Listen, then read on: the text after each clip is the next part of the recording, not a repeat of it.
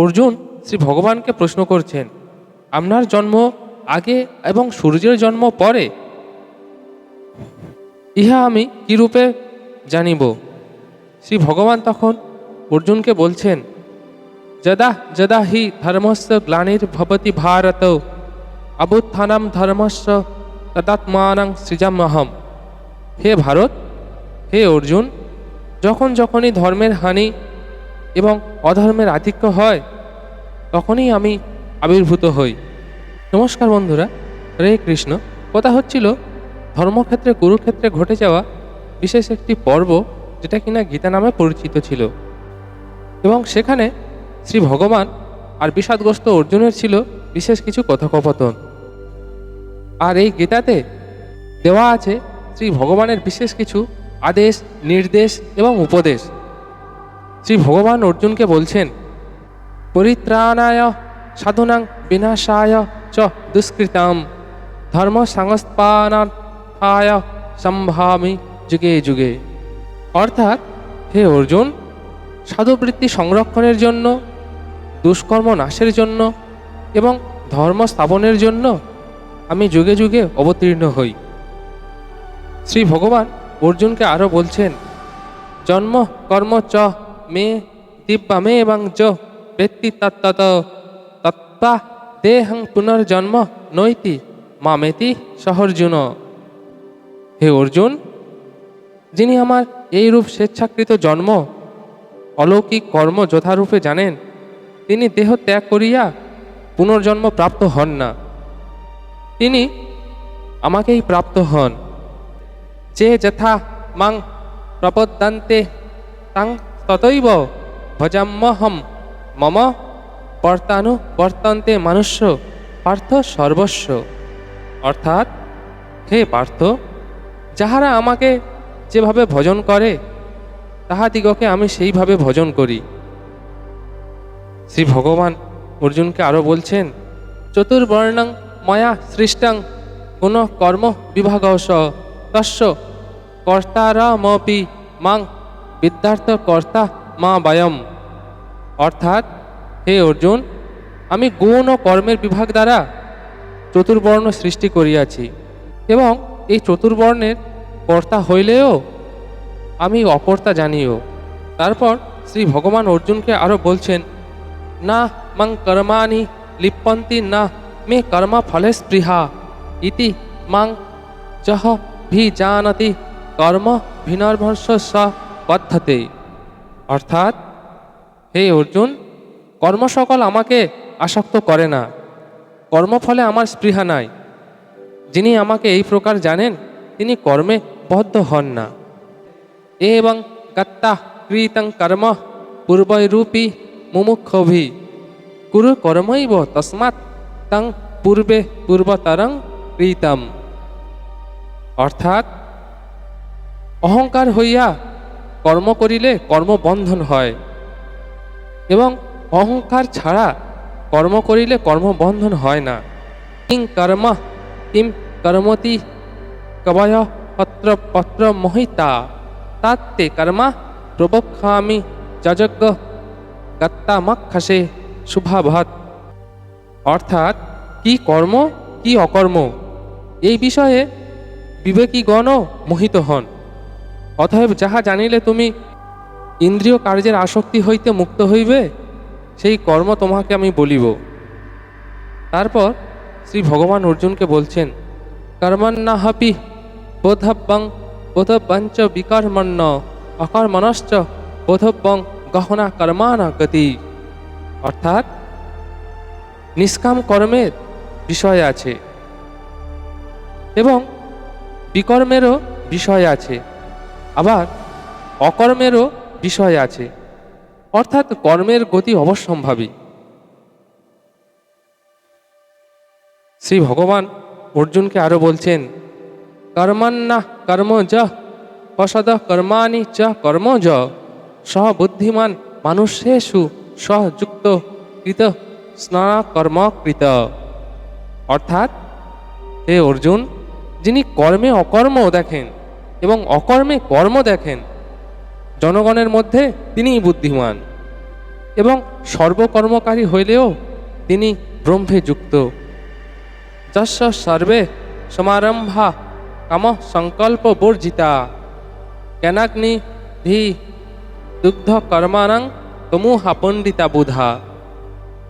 অর্থাৎ যাহাদের কর্ম কামনা ও সংকল্পহীন সেই ব্যক্তিরাই পণ্ডিত হন।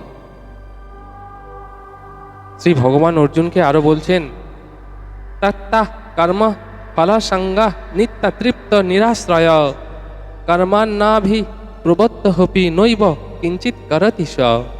অর্থাৎ হে অর্জুন, তিনি কর্ম ও ফলে আসক্ত ত্যাগ করিয়া পণ্ডিতগণ নিত্যানন্দ তৃপ্ত ও নিরবলম্ব হইয়া কর্মে প্রবৃত্ত হইলে সেই সব ব্যক্তিদের কিছু হয় না এবং কর্ম করিলেও কিছু করেন না। শ্রী ভগবান অর্জুনকে বলছেন, গত সঙ্গস্য মুক্তস্য জ্ঞানা বস্তি স্থিত চেতস যজ্ঞায়া চায়াচরত কর্ম সমগ্র প্রবিলীয়তে।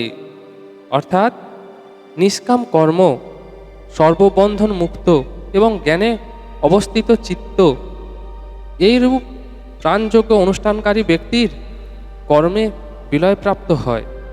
ব্রহ্ম পর্ণং ব্রহ্ম পূর্বী ব্রহ্মায়াগ্ন ব্রহ্মণাহুতাম ব্রহ্মৈব তেন গন্তব্য ব্রহ্ম কর্মাণ সমাধানিয়া। অর্থাৎ অর্পণ ব্রহ্ম, ঘৃত ব্রহ্ম, ব্রহ্মরূপ অগ্নিতে ব্রহ্ম কর্তৃক হোম ব্রহ্ম। অর্থাৎ তিনি সেই ব্রহ্ম কর্ম সমাধি দ্বারা ব্রহ্মই পাইয়া থাকেন। শ্রী ভগবান এই জ্ঞানযোগে অর্জুনকে আরো বলছেন, দৈব মে বা পারে যজ্ঞং যজ্ঞিনা পূর্যাস্য পাশ্চাতে ব্রহ্ম ক্লাব পরে যজ্ঞং যজ্ঞে নৈব অজুহতি। অর্থাৎ অন্য যোগীগণ দৈবযজ্ঞের অনুষ্ঠান করেন, কেহ বা ব্রহ্মাগ্নিতে যজ্ঞরূপ উপায় দ্বারা যজ্ঞ সম্পন্ন করেন। শ্রী ভগবান গীতার এই জ্ঞানযোগ বা চতুর্থ অধ্যায়ে আরো বলছেন, সর্বাণি ইন্দ্রিয়াণি কর্মাণি প্রাণ কর্মাণি চা পরে আত্মসংযম ন জুহতি জ্ঞান দীপ্ততে। অর্থাৎ কেহ কেহ জ্ঞান দ্বারা প্রজ্বলিত আত্মসংযম রূপ যোগাগ্নিতে ইন্দ্রিয় কর্ম এবং প্রাণকর্ম হোম করেন। শ্রী ভগবান আরো বলছেন, সর্বাহপতি যজ্ঞ বিদ্য যজ্ঞ ক্ষয়তি কল্পসা যজ্ঞ সৃষ্টা মৃতা ভুজা জানতি ব্রহ্ম সনাতন। অর্থাৎ যজ্ঞ দ্বারা নিষ্পাপ, যজ্ঞ বিশিষ্ট অমৃত ভোজনকারী এই সকল যজ্ঞগণ সনাতন ব্রহ্ম লাভ করেন। শ্রী ভগবান বলছেন, নায়ং লোক হস্ত যজ্ঞস্য কুতহন্না কুরুসত্তম। অর্থাৎ হে অর্জুন, হে কুরুশ্রেষ্ঠ, যজ্ঞানুষ্ঠানহীন ব্যক্তির পক্ষে ইহলোক নাই আর পরলোক নাই। শ্রী ভগবান অর্জুনকে আরো বলছেন, এবং বহুবিধা যজ্ঞা বিততা ব্রাহ্মণ মুখে কর্ম জান বিদ্ধিতান সর্বা নেবা তজ্ঞা বিমুখসে। অর্থাৎ ব্রহ্মজ্ঞের মুখে এইরূপ বহুবিধ যজ্ঞ বিহিত আছে, সেই রূপ সকলকে কর্মজ জানিও। এইরূপ জানিয়া জ্ঞাননিষ্ঠ হইলে সংসার হইতে মুক্ত হইবে। শ্রেয়ান দ্রব্য মেয়াদি যজ্ঞা জ্ঞান যজ্ঞ পরম তপ সর্বং কর্মখিলং পার্থ জ্ঞানে পরিষি মাস্যতে। অর্থাৎ হে পরন্তপ, দ্রব্যময় যজ্ঞ অর্থাৎ আত্মব্যাপারহীন দ্রব্যযজ্ঞ হইতে জ্ঞানযজ্ঞ শ্রেষ্ঠ। যেহেতু হে পার্থ, জ্ঞানেতেই এই জীবের কর্মের পরিসমাপ্তি হইয়া থাকে। জিজ্ঞাসা ও গুরুসেবা দ্বারা সেই জ্ঞান লাভ করো। জ্ঞানীগণ এই রূপ তোমাকে উপদেশ দেবেন। যথৈ ধ্বংসি সমিতঃ স্মাৎ কুরু তেহর্জুন জ্ঞানাগ্নি সর্ব কর্মাণি ভস্মাৎ কুরুতে তথা। অর্থাৎ হে অর্জুন, যেমন প্রদীপ্ত অগ্নি কাষ্ঠ সকলকে ভস্মাৎ করে, তদ্রূপ জ্ঞানরূপ অগ্নি এই জীবদের সমস্ত কর্মকে ভস্মাৎ করে। না হি জ্ঞানেনা সদৃশং পবিত্র মিহ বিদ্যাতে তৎ স্বয়ং যোগ সংসিদ্ধ কালেনাহাত্মি বন্দতি। অর্থাৎ ইহলোকে জ্ঞানের তুল্য পবিত্র আর কিছু নাই। কর্মযোগ দ্বারা সিদ্ধ প্রাপ্ত ব্যক্তি সেই আত্মজ্ঞান থাকিলে আত্মাতেই স্বয়ং লাভ করেন। শ্রী ভগবান অর্জুনকে আরও বলছেন, বুদ্ধিশীল ও তৎপরায়ণ ও জিতেন্দ্রীয় ব্যক্তি জ্ঞান লাভ করেন, আর জ্ঞান লাভ করিয়া অতি শীঘ্র মোক্ষপ্রাপ্ত হন। শ্রী ভগবান অর্জুনকে আরও বলছেন, অজ্ঞশ্চাদ্র ধনাশ্চ স্বয়ং আত্মা বিনশ্যতি ডায়ং লোকহস্তি ন পর ন সুখং সংশয়াত্মানাম। অর্থাৎ গুরু উপদিষ্ট অর্থে অনভিজ্ঞ, গুরু বাক্যে অশ্রদ্ধা বিশিষ্ট এবং স্বয়ংসিত চিত্ত ব্যক্তি স্বার্থ হইতে ভ্রষ্ট হয়। স্বয়ংসাত্মা ব্যক্তির ইহলোকও নাই আর পরলোকও নাই, আর সেই ব্যক্তির সুখও নাই। অতএব হে ধনঞ্জয়, যে ব্যক্তি আত্মজ্ঞানের লাভের উপায়ভূত যোগ দ্বারা কর্ম সকল আত্মাতে সমর্পণ করিয়াছেন, যিনি আত্মবোধ দ্বারা সংশয় ছেদ করিয়াছেন, এইরূপ আত্মবান ব্যক্তি কর্ম সকল আবদ্ধ করিতে পারে না। তস্মাৎ জ্ঞান সম্ভূতং হৃতসং জ্ঞান সিনাত্মনা চিতৈতন্যং সংশয়ং যোগামাহ তিষ্ঠ তিষ্ঠ ভারত। অতএব মনের আজ্ঞানোৎপন্ন হৃদয়স্থ এই সংশয়কে জ্ঞানরূপ খর্গ দ্বারা ছেদন করিয়া কর্মযোগ অবলম্বন করো। হে ভারত, ওঠো, যুদ্ধ করো। ইতি জ্ঞানযোগ। এতক্ষণে আপনারা শুনছিলেন গীতায় উল্লেখিত 18টি অধ্যায়ের 4র্থতম অধ্যায় বা জ্ঞানযোগ। গীতার বাকি অধ্যায়গুলো পর্বগুলি শুনুন আমাদের বিভিন্ন পর্বের ভিডিওতে। সকলেই সুস্থ থাকবেন, ভালো থাকবেন। সকলকে ধন্যবাদ। হরে কৃষ্ণ।